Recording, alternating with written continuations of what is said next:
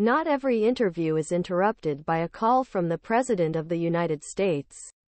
But that's what happened when Sunday Morning sat down with Senator Mitt Romney and his wife, Ann. President Biden called Romney last week on the eve of his diplomatic mission to Israel. The Republican had just returned from his own visit, which he described as heartbreaking. Their lives are completely different, especially when it comes to meeting with the families of the hostages, Romney said. One of the people said, "You don't understand. We live in a different world than you do." Mitt Romney, 76, says he still cares deeply about what's going on in the world.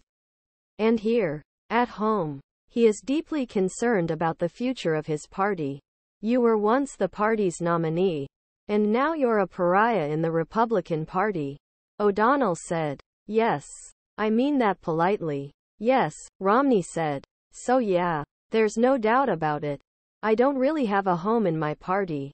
I come from the tradition of Ronald Reagan, George Herbert Walker Bush, George W. Bush and John McCain. These are the people who shaped our party: anti-Putin, anti-Russia, anti-authoritarians, contrarians, Kim Jong Un. Matters. The character of our leaders, it makes a difference and shapes the of our country. That's the party I come from. And I don't recognize that in the vast majority of our party today. And that's very troubling to me." Writer, this is Romney's first interview since announcing he would not seek re-election.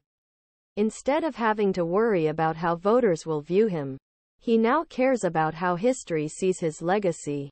That's why McKay joined Coppins' new biopic Romney A Reckoning, upon learning that her husband had given his private diary to a journalist.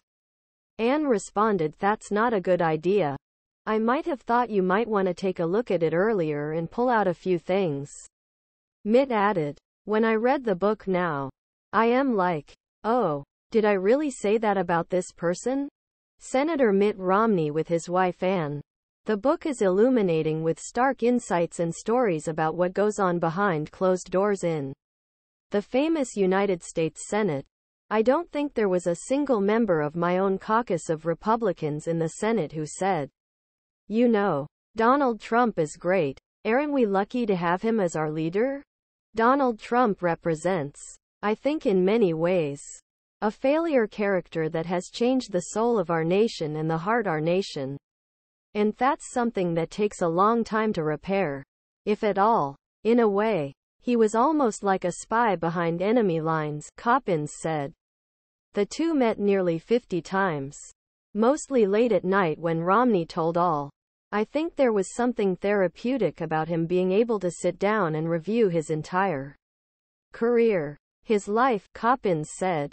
This was not an authorized biography in the sense that he had any editorial control over the final product. So there were some meetings that felt like therapy sessions.